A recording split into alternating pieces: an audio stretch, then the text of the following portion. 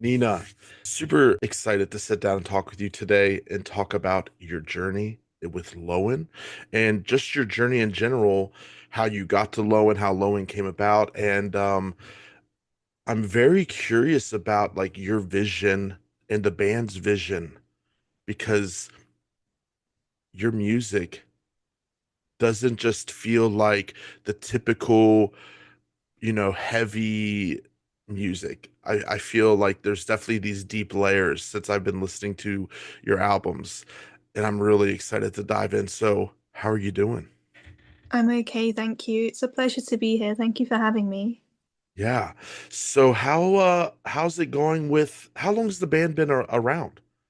So we formed in 2016. We started properly writing in 2017. Okay. And so how did this vision of Lowen come about? Like what is Lowen? It's at its core, it's basically the music I always wanted to hear when I was growing up. Um, I loved I loved heavy music. And I could when the bands I really liked always had Eastern influences because that reminded me of where I came from, and I love to hear that being celebrated in music. But I felt like there was something missing, that kind of music with clean vocals isn't so common. System of a Down maybe at times is like the closest, but there was nothing that really sort of embodied how I felt. And then when I met Shem, basically at a concert in 2016, I was just talking to him and I mentioned that I really would love like a Middle Eastern, at that time, doom band, but I've that's grown into something heavier and it's evolved and it's grown into sort of the love I have for death metal, and that's always going to keep growing, I think. I think it will become bigger and probably messier as time goes on. What was your introduction to metal? So I picked up a copy of Kerrang in, I think it was 2006. And that week, Antichrist by Akakoka had come out, and System of a Down had just released an album. So I picked up those two albums. The first one I listened to was Akakoka, which is blackened death metal. So it's really like very satanic, very like sexual, and I just fell in love with it. Because they're still my favorite band to this day, and that's where I met Shem. Was one at one of their concerts as well. That's awesome. I've heard of them, but I haven't really dived into them. So you're giving me this is reminding me to dive in. It's really interesting because like even if you don't necessarily believe in like the content of the band, because I love that stuff as well. Like anything just hell and what, but that isn't necessarily a reflection of my heart, if that makes Yeah, sense, or my yeah, I'm with you views. on that. It's just artistic. It's so that's really, really cool. So you have this chance meeting with Shem, and somehow it's like the stars aligned, and it's like it just kind of accelerated from there. Yeah, basically, he sent me a demo a few weeks later, and I was like, "Oh, this is really cool." I sang over it to be like, "When we get a singer, this is what the singer should sing." Because I thought I was going to be the bassist, because that was like the easiest thing Yeah, to yeah. I could do. I had a bass and all that. So, and then he was like, "No, you'll be the singer." And I was like, "What are you talking about?" So I kind of accidentally became the singer of Lowen in that way. And that was Krenko's Command. That song, I wrote it about a Magic the Gathering card because I didn't really know what else to write about at that point. It's amazing. I know. That is so cool. So It's really fun. you play Magic. Yeah, I love magic. Okay, what's your colors? Everything. Oh, oh. Yeah. Oh, I'm a big Simic green or Oh, blue nice. or blue or black. I like to control things and crush you. My like modern deck is Eldrazi Tron. So I like yeah, but I use Simic to basically cheat out Eldrazi like turn two or three, Hmm. using unexpected results, which is like four gray and Simic. But you can Tron your way to that pretty quickly. And then I love Grixis when it's like three colors, and then Commander is like everything. And then on Arena I use like five color good stuff, and I just do ridiculous things. Yeah. This is blowing my mind, man. That's awesome. I love it. I love it. So, have you ever done vocals before Lowen? No, no, that was my. I didn't think I was a vocalist. I thought I was a terrible singer, honestly, and I'd been told that I am. I didn't really find my voice with the band until like a few years later. Anyway, I did some singing lessons, Mhm. and just sort of did my best and hoped that people wouldn't think I'm terrible. So it kind of amuses me that people think I'm a good vocalist. To be honest, I still have like a bit of an inferiority complex because I feel very new to it. To be honest. Wow. And I know that there's nothing, I want to shower you with praise because you there is this layer of depth to your voice when it comes to the blending of the music, right?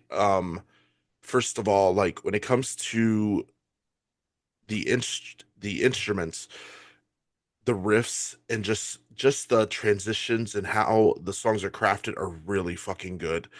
Um, I love sometimes I struggle with progressive metal because I like heavy, but I do like a story journey, and you all sometimes progressive can be not so heavy, but you guys are heavy. Like it's really cool, but it's still beautiful. It's still melodic and flowy. And I think with that combination of how dynamic your voice is and how powerful your voice is, because when I hear you and I first heard you, I'm like, she is like singing from like a deep place. This isn't like, oh, I'm just singing, Like I really feel I really feel this level of like depth. And so I'm very intrigued behind what what at the core is Lowen. What are you really saying, and what do you want the world to hear beyond just heavy riffs? And you sing really good. So Thank you.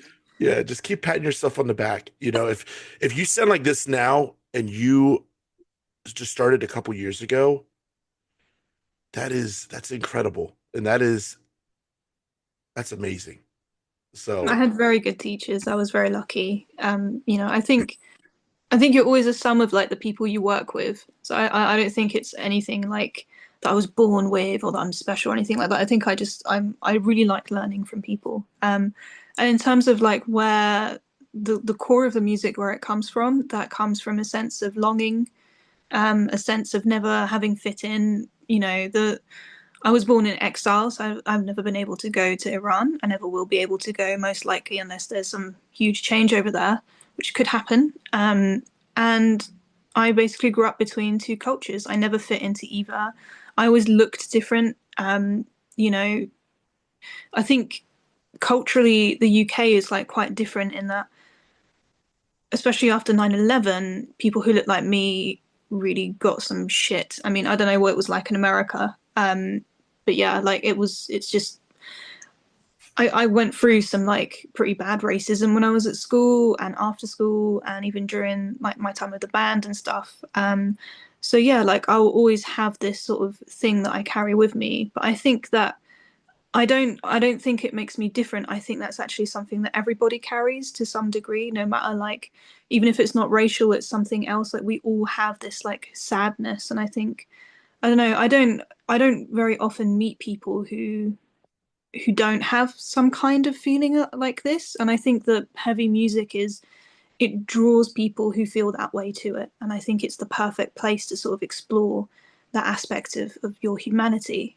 So yeah, that's where that emotion comes from. It's this like reaching out. And I don't necessarily like I love when people find connection in that. And that's just kind of yeah, that's kind of just how I feel as like yeah.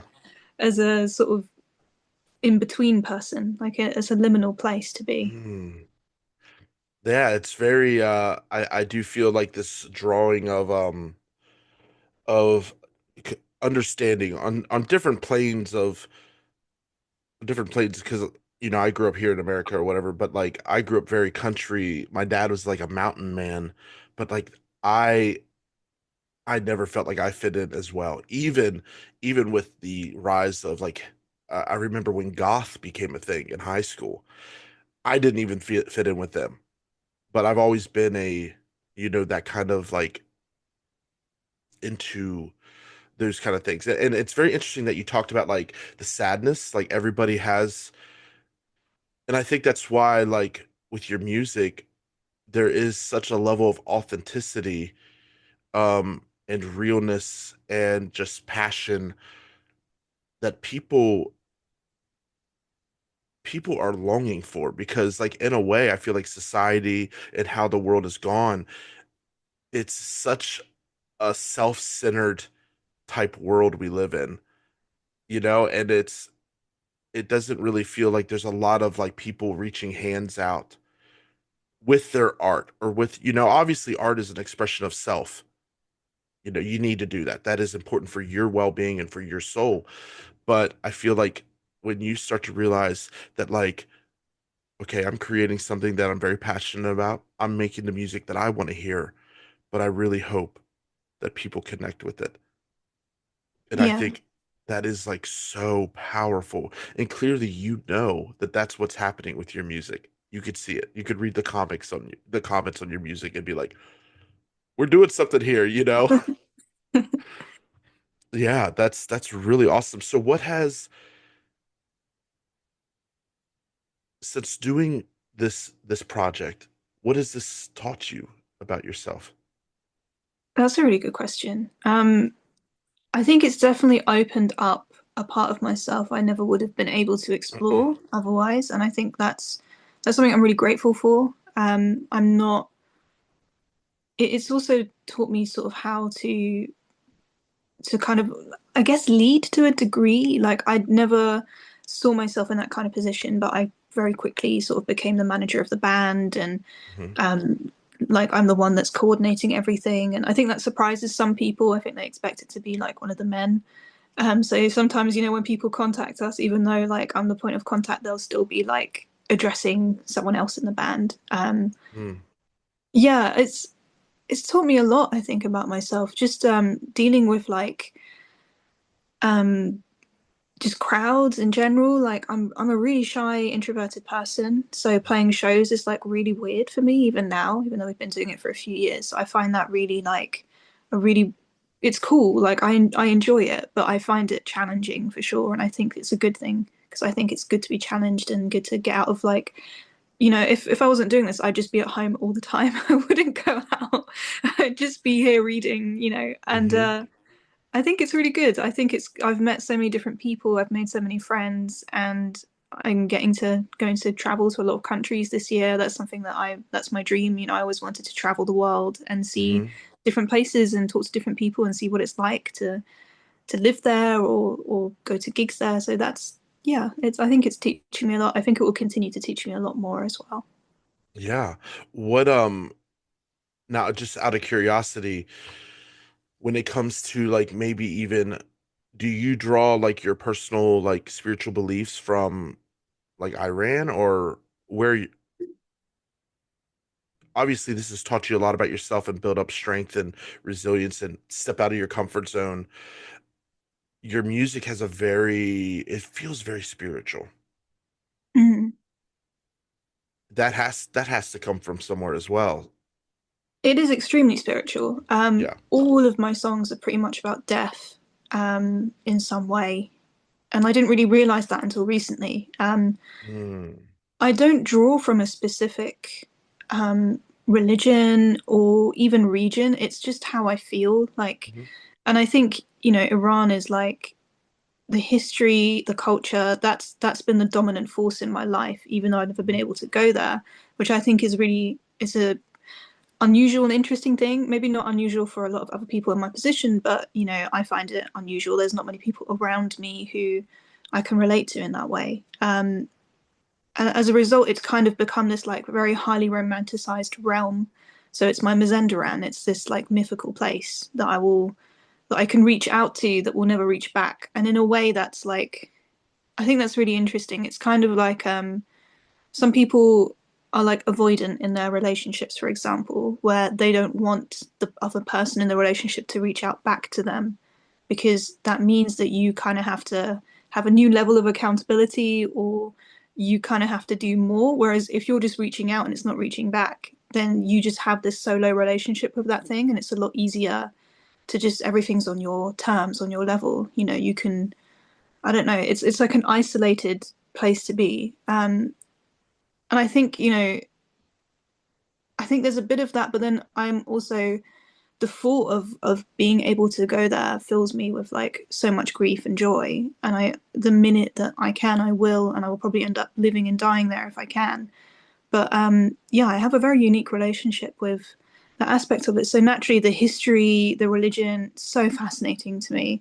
And I'm not an anti-religious person. I think a lot of people can will easily assume that when they look at, for example, our song titles and things like that. But those aren't. Those are taken from the names of religious laws, of religious charges and clauses and things like that. So they're actually a part of religion. Um, but I don't align myself with any specific one. However, I am definitely a spiritual person. Like I don't know if I believe in like a singular deity, but I do think that there is something cosmic and there is something sacred about connection, about music, about gathering in a single place and celebrating or hating something. I think that we're a very tribal people and we still engage with spiritual realms without necessarily realizing it. And I love to draw on that. Wow. Damn. I really I really try to like soak up what you said about when one is reaching back and you're reaching and you two are reaching was like just like a wild image, and like talking to you about like this longing for a home that like you may not ever see but in dream or in book or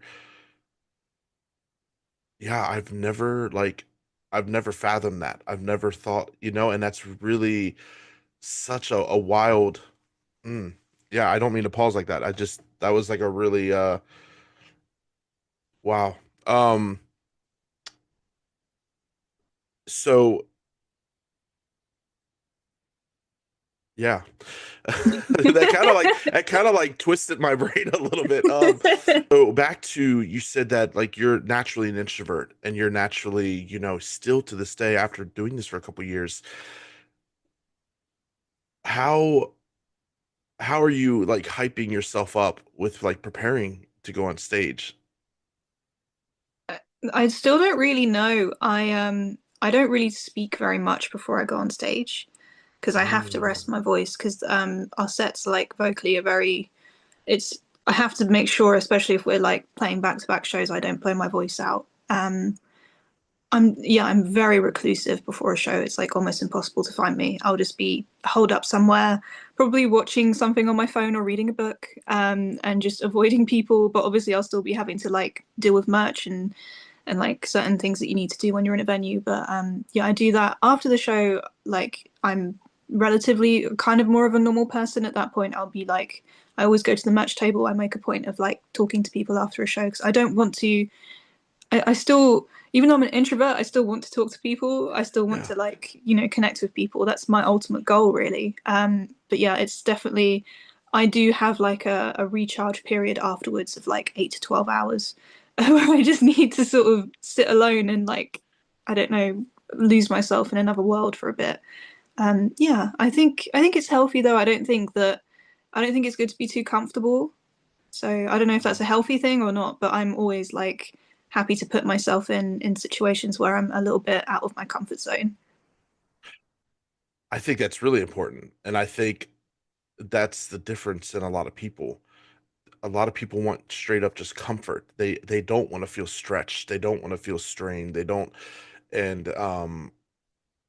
I think there's a part of you that is you're like you're here, you're present, but you long for something more. Long for something, and growth feels good. If you've experienced any type of growth at all and times where you've been stretched and all of a sudden you're like, dude, I'm kind of better because of that now. That did something to me. That's powerful, and I too am naturally introverted. If I'm not going to shows or going out, I just want to be at home.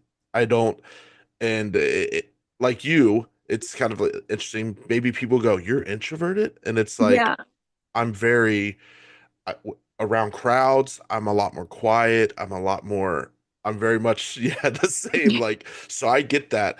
I was wondering what has been like something really cool that somebody has said to you, maybe after a show that's has stuck with you.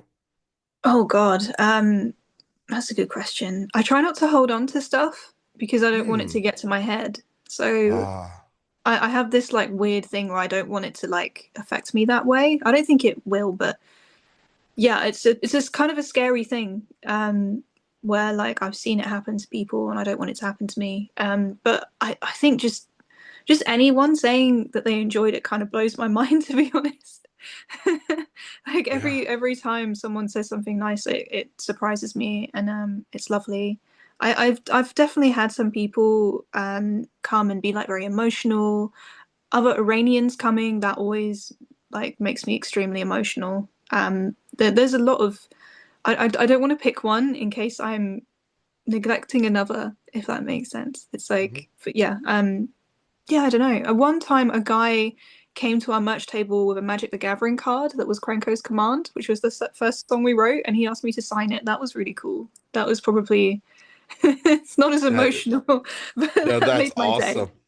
That is really cool. So you always been into like fantasy, and Yeah, from a very young age. where'd that Yeah. start?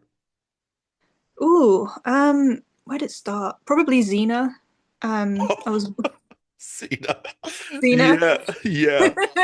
I was watching that when I was probably too young. I was reading fantasy books when I was like Mhm. 5 years old. I was kind of a freak child. I just started reading really young, and I read like every book. I read the entire library that was near me. Like at a young age, I read every book in my school, and then the school ahead of that school. So I was reading like yeah, I read War and Peace when I was like 10, which was a bit weird. Mm. But yeah, I was reading like Tolkien. I read the Silmarillion when I was 8, for the first time, and Damn. I obviously loved the Lord of the Rings. I loved anything with a dragon in it, anything with a sword on the cover. I just ate that up. I love fantasy. Yeah. That's it's it's kind of interesting when it comes to fantasy growing up.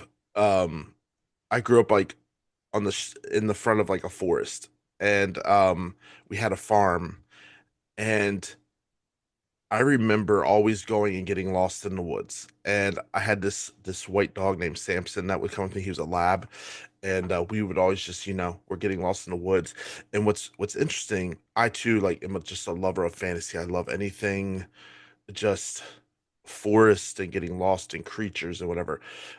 I can't recall where I got into fantasy, but I remember like walking the forest, and I remember it was almost like I just knew of things. Like I knew about fairies, and I knew about sprites, and I knew about, but like I can't recall a time where like I picked up a book and or whatever.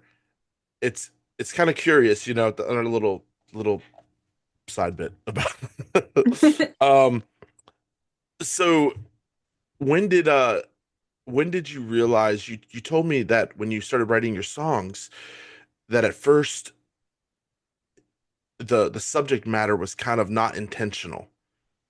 Mhm. When did you start picking up that you're like, man, these songs are coming from a place, and I'm not just writing music.